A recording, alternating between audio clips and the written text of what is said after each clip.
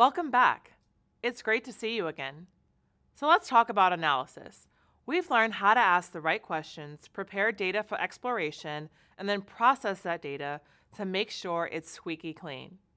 Now it's time for the heart of the process, the actual analysis. Finally, right? But what is analysis?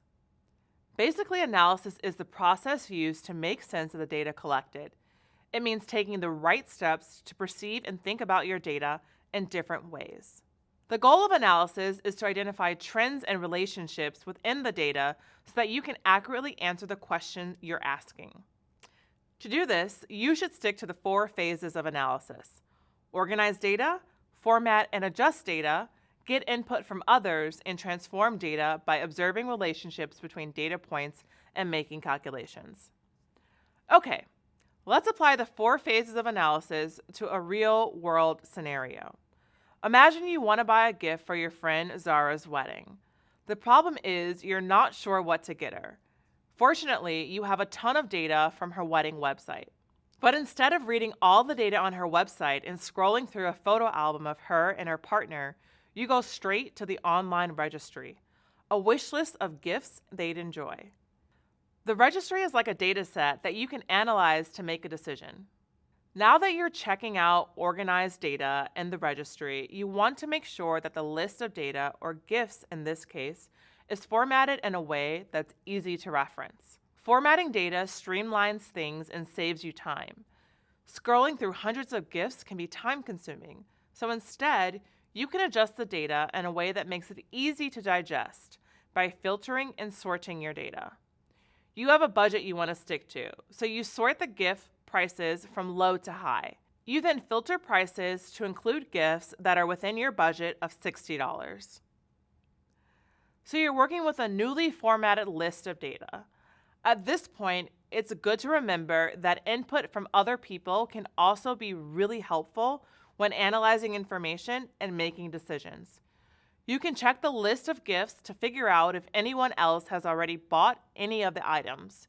You realize a few of the items in the list have been purchased, and this informs your decision. When analyzing data, gaining input from others is important because it gives you a viewpoint you might not understand or have access to. On top of gaining input from other people, it's also important to seek out others' perspectives early. That way, if they predict any obstacles or challenges, you'll know beforehand. The people you look to for input don't have to be experts to be helpful. Sometimes all you need is for someone who's familiar with the topic or data you're considering. In our example, that would be Zara's wedding guests who are purchasing gifts from the same online registry. They probably aren't wedding gift experts, but their collaborative effort to mark off the item they purchased can help you figure out what not to buy, which will prevent Zara from getting the same gift twice. So in the end, getting input is valuable to your analysis. This brings up the last step of the analysis, transforming data. Transforming data means identifying relationships and patterns between the data and making calculations based on the data you have. Going back to our example, you were able to find a gift that you knew Zara would like and one that fits your budget. You were also able to choose a gift that wasn't already purchased by someone else. By finding the relationship between these data points, you chose, purchased, and sent a gift that would answer the problem you wanted to solve. The beauty of the analysis process is that you probably already analyze situations in your everyday life. Whether you're analyzing data in your personal life or in your career, these 4 tasks can help you make better decisions. And the more you do it, the more comfortable you'll feel with the process.